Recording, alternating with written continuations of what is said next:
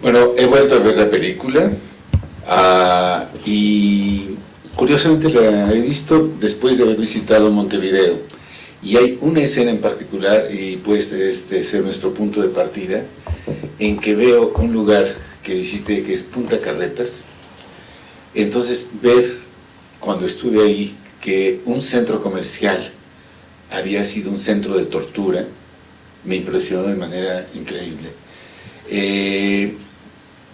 Empecé a pensar sobre el peso de la memoria histórica, a los saldos de una represión, la experiencia del exilio, el convivir día a día en este barrio con un centro, con una cárcel, centro de tortura, el efecto que esto podía tener sobre los vecinos, sobre la población en general. Y yo quisiera preguntarte, ¿de qué manera, puesto que esto en la película queda muy bien plasmado, desde la vecina de Punta Carretas, cuya casa sirve de salida para una de las fugas de los 111 presos tupamaros, militantes tupamaros, de qué manera esto se vivió y de qué manera sigue siendo una herida abierta o es algo que está en el debate público sobre estos temas de no hay perdón, no hay olvido, en fin, ¿cómo lo muestra la película y cómo lo ves tú actualmente? Sí, es una herida abierta porque creo que todos venimos de ahí.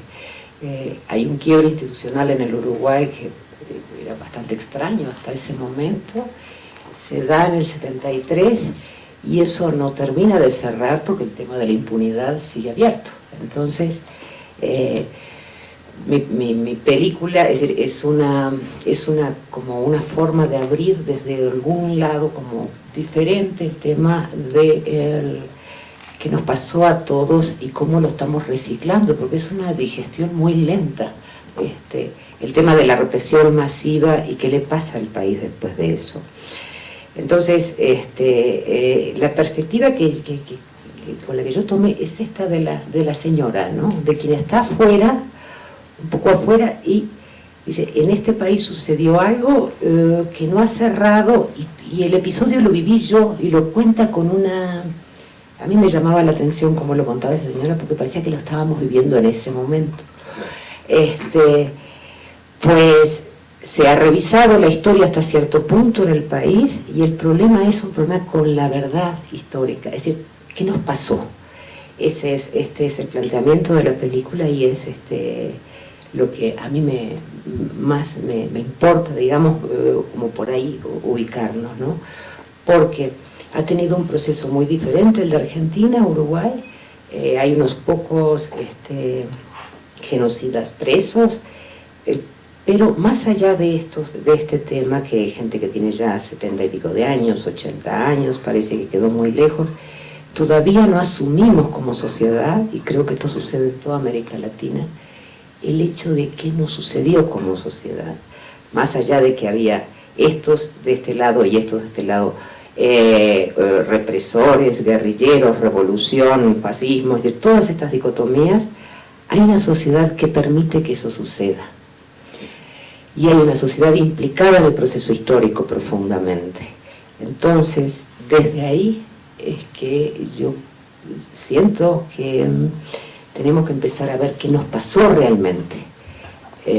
No son los juicios de la historia que los hará probablemente la historia más adelante, sino un cuestionamiento hacia nosotros mismos como sociedad, el lugar que cada uno ocupe en esa sociedad, es decir, híjole, pasamos por esto, no lo cerramos todavía y estamos debatiéndonos, buscando cómo fueron las cosas realmente. Por eso es que personas que te cuentan la historia desde su particularísimo lugar donde les tocó vivir la historia, me parecía que era bueno darles un lugar en claro. La película, ¿no? No ignoras tú la persistencia de los tabúes, de esto no se habla. Por ejemplo, en el cine chileno actual es muy difícil evocar, hablar abiertamente, incluso en la calle con las personas, sencillamente te responden a una pregunta, de eso no se habla. De eso no se habla, esto no lo comentamos, es porque es demasiado cerca, porque es demasiado doloroso, porque hay una suerte de culpa colectiva, una complicidad silenciosa, y esto cambia cuando en un país como Uruguay llega un gobierno de izquierda integrado precisamente por antiguos tupamaros. Esto permite ir un poco más allá que las otras sociedades que tuvieron las mismas dictaduras, los mismos procesos represivos. ¿Esto facilita o de qué manera complica la situación? Pues las dos cosas a la vez, de alguna manera, porque no es simple la pregunta que haces. Fíjate que sí ha habido cierto avance en el tema de derechos humanos y de revisión histórica, pero por otro lado está sellado desde el Pacto del Club Naval, que es como sale de la dictadura este país, que es un momento de negociación, de salida de la dictadura y de acuerdo político, donde hay cosas que no se van a tocar nunca. Aunque el Pepe Mujica, aunque el presidente de la República hoy haya sido una de las víctimas es un hombre que vivió dentro de un pozo, ni siquiera en una celda, ¿no? Lo tenían en un aljibe a él. El asunto es que es como complejo el abordaje de la historia para nosotros. No es Chile, donde la dictadura cuajó mucho más, donde, bueno, sí creo que hubo una cuestión donde una sociedad avaló con más, es muy serio lo que estoy diciendo y capaz que es muy simplista, pero sí hubo un consenso de alguna manera después de una represión brutal y después que la Unión Popular es dejada de lado después después de una masacre. Pero la dictadura chilena tuvo un despegue económico mayor, que es decir, no fue un fracaso económico en el sentido de lo que sucedió en Argentina y en lo que sucedió en Uruguay. El asunto es que cada uno de estos países tiene sus características muy particulares, y lo que viste en Chile es muy llamativo, y esto no se toca, de esto no se habla, esto es en Uruguay no es tan así, pero bueno, es muy complicado también, y es muy complicado también abordar tabúes o abordar mitos, que también la historia está llena de mitos, y mitos desde la izquierda estoy hablando también, ¿eh? Entonces, esta era la complejidad de contar esta historia, pues me parecía que era interesante para las generaciones que seguían a la dictadura, y para la mía misma, que yo soy hija de la dictadura prácticamente, porque me toca en primer grado de la escuela, digamos, empezar con esa historia, pues bueno, preguntarme sobre estas cosas y dejarlas plasmadas. Me sorprende mucho en los testimonios la aparente desenvoltura e incluso los toques humorísticos que salpican todos los comentarios de las protagonistas de la película y de ellos también. ¿Cómo es posible llegar, después de lo que están describiendo, a un grado de serenidad? Esto lo da el tiempo, lo da la convicción de que las cosas han verdaderamente cambiado, de que es posible dar vuelta a la página, de que esto no se va a repetir, o de que la extrema vigilancia debe seguir todavía presente. En la película tenemos todo menos un espíritu revanchista. Incluso en el momento más difícil, cuando hay la confrontación entre la mujer que ve en la sala a quien fue el torturador de su hijo y que fue un violador, y que se pregunta si debe matarlo o si debe denunciarlo únicamente, hay todo un dilema. Otro dilema también está en el caso de la mujer que sabe que participa en una ejecución sumaria a un pobre hombre que pasa por el camino y que se topa con la cárcel popular y que tiene que ser sacrificado, esa es la palabra. Entonces, muchos años después, ella, habiendo participado en una decisión tan difícil, habla frente a la cámara de este suceso. Entonces, las cuestiones de ética, las cuestiones de estos dilemas morales, son importantísimas en tu película y le da un toque distinto al que se presenta en otros tratamientos documentales. ¿Hubo algún problema para que las personas accedieran a revelar cuestiones tan íntimas, tan dolorosas? Pues yo creo que había llegado el momento para hacerlo, y eso sí es el tiempo histórico que dice, ahora ya estoy preparada para enfrentar esto, ¿no? Porque el proyecto que yo llevaba tenía que ver con las decisiones, y con decisiones éticas, profundamente con eso. Entonces, cuando le planteas a los personajes, el proyecto va por este lado, sabían de lo que iban. Es decir, y ahí alguna gente dijo, no, yo no quiero hablar de esto. Hay gente que me dijo, déjame pensarlo 2 días, y hay gente que estaba muy dispuesta a eso, y que decía, este proyecto es valioso porque lo está enfocando por otro lado, no son las víctimas y los victimarios, no es un mundo desde ahí, sino desde qué nos pasaba y cómo decidíamos en ese momento, y cómo lo vemos desde ahora esa decisión. Y pues es una película que habla de la ética en medio de una lucha armada, y bueno, y eso es un tema bastante delicado de abordar. Yo creo que la respuesta es, había llegado el momento histórico, o habían pasado los suficientes años para que esta gente ya le hubiera dado muchas vueltas en la cabeza a esto, y eran asuntos de los que necesitaban hablar.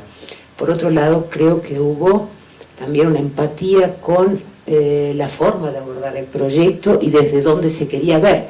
Entonces, yo iba atrás de una película sobre decisiones en momentos muy complicados, y una película que tenía un abordaje ético también, y eso les interesó, y ahí ya me metí hasta la cocina, ¿no? Es decir, por ejemplo, el tema de la tortura y la delación, que es un tema muy complicado, generalizado en todas las guerrillas, y bueno, es decir, se usa la tortura, se sigue usando lamentablemente hoy para sacar información.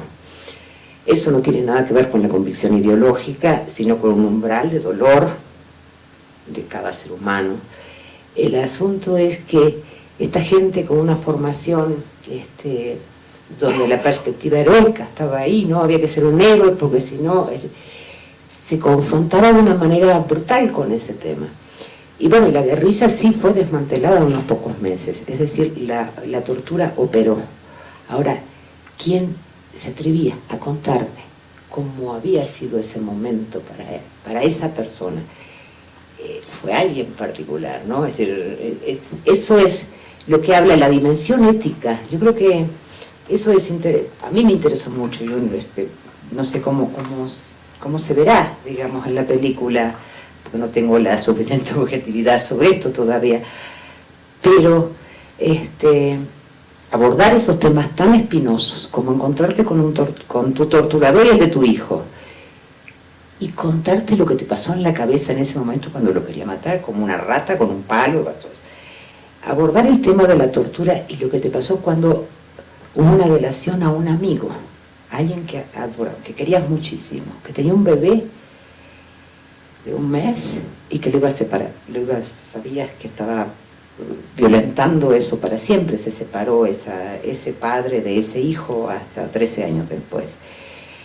La mujer que mete a sus hijos en la guerrilla porque es una madre que no se quiere separar de sus hijos, y que es una decisión terrible. Y así fuimos como hilvanando esta historia. La que quiere proteger a sus padres también. La que quiere proteger a sus padres. Esos dilemas son profundamente humanos y trascienden mucho el tema de la guerrilla. Creo que es un dilema que puede pasar en otro contexto. Ahora, cuando la situación es entre la vida y la muerte, eso se potencia mucho más. Ahí hay conflicto dramático, ahí hay drama humano. Y yo decía, ahí hay película, tiene que haber película. Entonces la respuesta sencillo es, había llegado el momento histórico, y creo que en la elaboración de cada uno de esos personajes había una decisión de ir más allá del protagonismo. En aquel momento, decir, a mí me pasó esto desde mi pequeño lugar en la historia, porque además no hay dirigentes, y yo me voy con la gente de base del movimiento. Ya. No, y hay elementos también que pudieran ser de ficción dentro del documental. Hay uno en particular en el que una prisionera, una ex prisionera, relata cómo estando viviendo la experiencia de estar recluida todos los días durante 11 años en un espacio de 1,5 metros por 1 metro, en un momento dado juega con una piedrilla, con un guijarro, todo el tiempo, hasta lacerarse la mano. El capitán que está observando eso se conduele de su suerte y le dice que le va a dar una pelota, pero que queda eso entre ellos para que ella pueda seguir con esta rutina que de algún modo le hace más llevadera la existencia en el encierro. Y finalmente se da tal empatía entre ambos personajes, entre guardián y prisionera, que ella empieza a reflexionar con gran generosidad sobre el hecho de que llegaron incluso a jugar los dos, y esto lo hace desde la perspectiva del recuerdo, y es como una nota de humanidad impresionante en un relato descarnado, porque si uno empieza a imaginar esto, nos damos cuenta que toda esta carga de odio, de revancha que puede haber, queda finalmente muy matizada por esta confidencia que hace ella, que no es muy diferente de la relación que se da, por ejemplo, en la película de Vargas, del violín, entre el campesino y el militar, que de algún modo asiste también con empatía a estas cuestiones. ¿Cómo viste eso? Y tú, como guionista también de películas de ficción, ¿consideras que el documental te da la posibilidad de incorporar estos elementos de imaginario y ficción? Imaginario, ficción y reales también, porque ella, ese personaje, en algún momento me dice, es que este tipo cuando me da esa pelotita me salva la vida. El represor, el tipo que la está castigando y torturando, es el mismo que le da, que cuando le ve las manos ensangrentadas, porque a esa chica la sacaban una vez al mes a tomar sol, 1 hora. Todo eso queda fuera de la historia porque no me parecía tan relevante como el hecho dramático que estás nombrando, ¿no? ¿Cómo era la forma de jugar con esa piedra que se reventó la mano? Y por supuesto que el teniente que la estaba vigilando ahí con una metralleta y con sus hombres, dice una cantidad de milicos hasta ver, se compadece de eso. Claro que está el factor humano siempre detrás de la cuestión ideológica y de la cuestión de los enemigos ideológicos. Lo llegó a conmover a es decir, sucedió eso. Y con esa pelotita de frontón que le da el capitán, ella puede moverse y me salva la vida, porque el cuerpo, si no, empieza a quedarse en un estado como catatónico, ¿no? De estar quieta, y ella estaba atada con alambres en esa época. Entonces sí son elementos de ficción y son grandes momentos que como dramaturga que estás armando eso, porque el documental lo que tiene es que tiene que estar funcionando la cuestión dramática permanentemente, porque el relato tienes que ir como sondeando dónde está la historia, dónde está la cuestión dramática fuerte, relevante, que nos empata a todos. ¿Dónde estás vos? Yo, todos. Entonces, sí hay momentos que yo creo que tienen como mucho de ficción en ese sentido, que parecen como oníricos, son completamente verídicos, ¿no? Y había una perspectiva también anterior de contar esta historia en términos de estructuras dramáticas de ficción. Eso estaba desde antes también.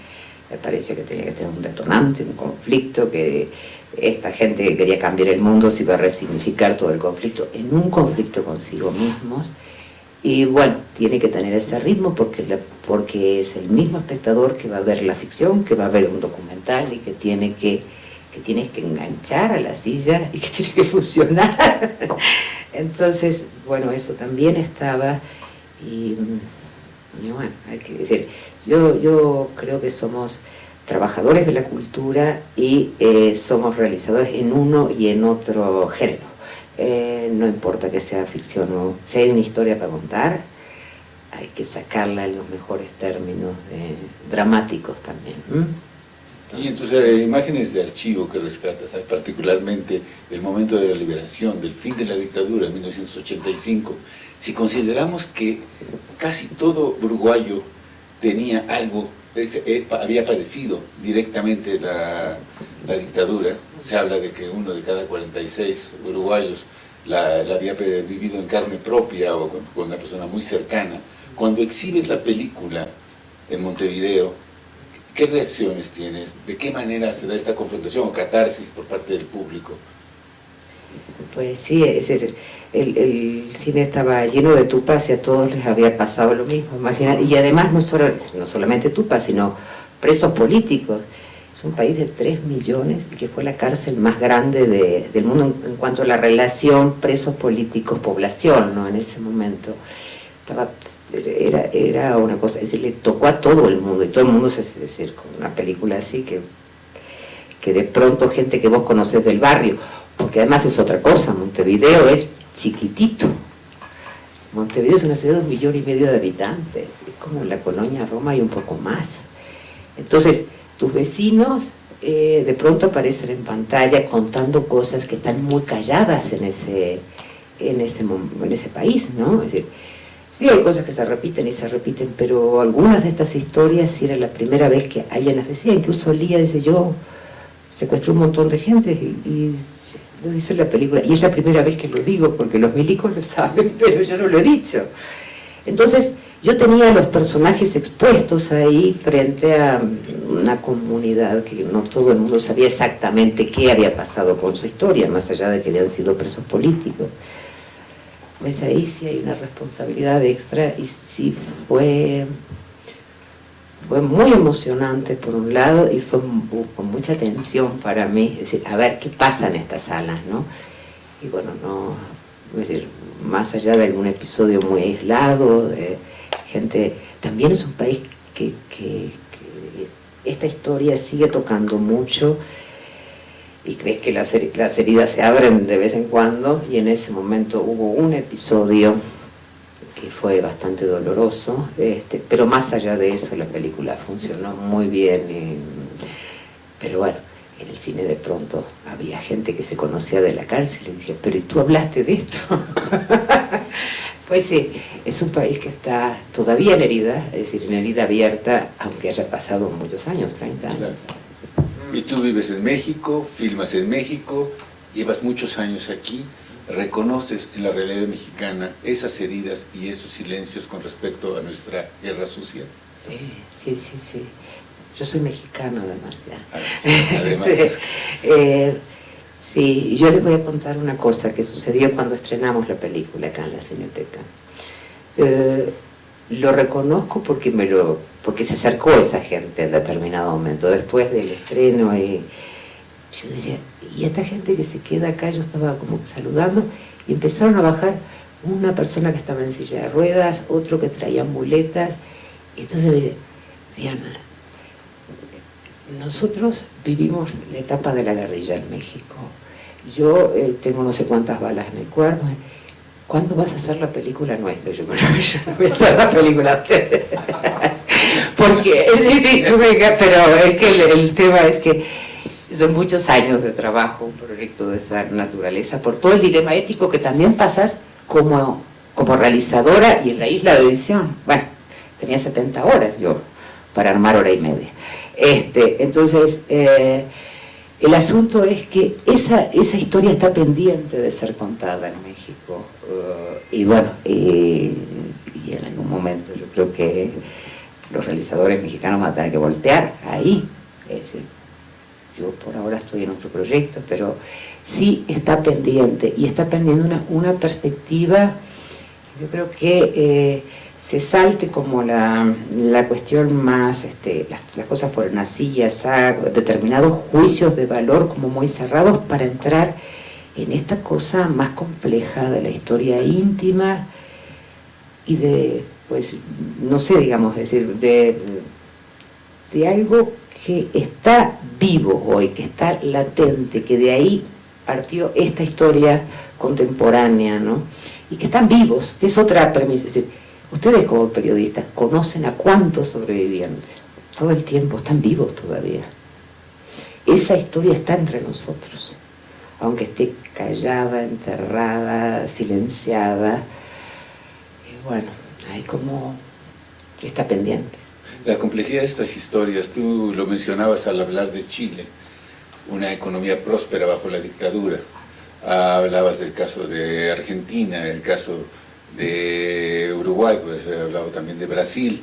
En el caso de México, que no habíamos conocido un régimen militar, una dictadura militar, sino un poder civil que había llevado a cabo una guerra sucia, y un partido que había sido denominado como el partido de la dictadura perfecta, pero dictadura civil perfecta, eso abona en una complejidad todavía mayor para abordar este tipo de historias. Muchísimo mayor, muchísimo mayor. Es decir, este es un país muy complejo. Pues sí, y no terminas de armarlo nunca, porque es pues por un lado, es decir, yo que crezco en Montevideo con mi padre que dice, pues México va a hablar por nosotros en Naciones Unidas y con toda esta política exterior mexicana y además salvando gente perseguida por las dictaduras, porque sí la política exterior mexicana en esos años era y adentro estaba sucediendo el horror. Entonces, claro, es muy complicado esta... sí, porque una dictadura perfecta puede llevar a una impunidad o una inmunidad perfecta también, y es lo que ha sucedido. Y sigue sucediendo. Y sigue sucediendo lamentablemente.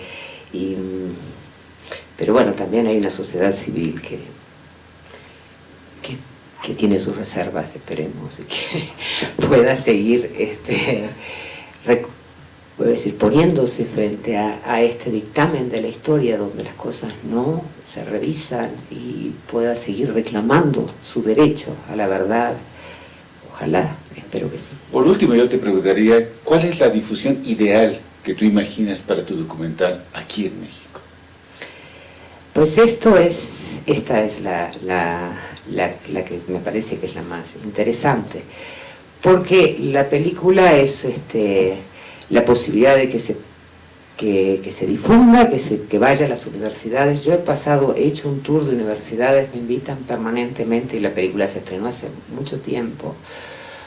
Entonces es una película que tiene como cierto nivel de debate y bueno, ya está. ¿Se ha proyectado en televisión? Se ha proyectado en televisión, se ha vendido a Alemania y a Uruguay, es decir, así como más allá del estreno acá. Y bueno, ya es de la gente, de quien quiera acercarse a una historia así. Y esto es una posibilidad enorme, porque siempre te piden, es que cópiame la película. Y yo digo, no es mía, esta película no, yo la dirigí, pero la película es del IMCINE y del CCC, es decir, es todo un tema esto, cuando te piden ya está, finalmente. Y bueno, quien se quiera acercar a esta historia, se la puede llevar. Yo creo que básicamente sigue siendo un proyecto a debatir, claro, sin tener cierre total. Sería interesante ahora saber si entre quienes asisten a esta proyección hay alguna pregunta, alguna inquietud con respecto a lo que acaba aquí de manifestar la realizadora antes de que empecemos la proyección. Sí. Cuando planteas esta realidad en donde la sociedad se convierte en también un coparticipante de esta tragedia, yo siento que hoy en México estamos viviendo eso y estamos en acuerdo con eso. Bien dices tú que sigue esta historia, continúa, y es yo pienso que es una cicatriz que no vamos a cerrar hasta que no confrontemos la raíz del problema. Es de una complejidad que ahorita no vamos a debatir eso, pero la dictadura perfecta, como acabas de decir, es tremendo ver que nuestro país, el ejército que tuvo y tiene hoy día esta presencia supresora disfrazada de una sociedad civil, que es una gran mentira, ¿no? Porque la presidencia en México está regida por el Estado Mayor Presidencial y está controlada por eso. Y al final del día, que nuestro presidente sea el gran jefe de las Fuerzas Armadas, pues habla de eso, es decir, ¿quién es realmente el presidente de nuestro país? Pues es un militar, es el ejército el que está atrás de eso. Entonces, ¿cómo termina eso? Es decir, bueno, claro, las condiciones de América Latina históricamente siempre han sido que tenemos que estar abajo de una bota. ¿Y cuál es la solución? ¿En dónde está? ¿Cómo se sale de ese círculo vicioso, ¿no? Esto pasó hace 30 años, pero está sucediendo ahorita. Sí, sí, yo estoy de acuerdo que está sucediendo ahorita también. Es decir, hay mucha represión en este país ahorita y no sabemos ni siquiera la cantidad de víctimas que hay acá, ni... Bueno, el asunto es el siguiente, que hay una sociedad que lo permite, así como lo permitió en Uruguay, como lo permitió en América del Sur en ese momento y también en México de los 70s y de los 80s. Hay una sociedad que lo permite y desde ahí es donde es posible, si no sería imposible. Y bueno, ahí está, y si vamos más atrás tenemos que ver quién está manejando el país, los poderes mediáticos, cómo es que se llega a un estado de la sociedad donde admite determinadas cosas, y bueno, tú dices, Estado Mayor, pero capaz que Televisa, y hay otros poderes que están detrás de una manipulación de ese nivel, ¿no? Pero yo creo que hay corresponsabilidad, siempre. Así como en el fascismo hubo corresponsabilidad de una sociedad que permitió o no vio o no miró o se distrajo o no sé qué, que después se horrorizó. Yo te juro que en las dictaduras de América del Sur había gente que no podía creer lo que había pasado. No podía creer que había campos de exterminio prácticamente, la Escuela de Mecánica de la Armada en la Argentina, y eso sucedía a la luz del día. Y creo que en México nos está pasando algo con esta situación muy grave, donde pues miramos para otro lado y ya, hace 6 años veíamos 20 ejecutados por día. Y resultaba que nos quedábamos todo el tiempo con esa idea caminando en la cabeza, enloquecidos. Y hemos naturalizado la violencia, la hemos aceptado y ya la digerimos muy rápido. Pues sí, es una tragedia eso. ¿Alguien más? Bueno, yo creo que podemos pasar a la proyección de la proyección, no sé si... Nada más recordarles que, bueno, el DVD está a la venta ahora en Gandhi, en el Péndulo y en el Fondo de Cultura Económica. Entonces, por favor, corran la voz y esperamos que más gente lo vea y nos dé su retroalimentación. Bueno, pues ya pasamos a la proyección de la película. Muchas gracias por venir. Muchas gracias por venir.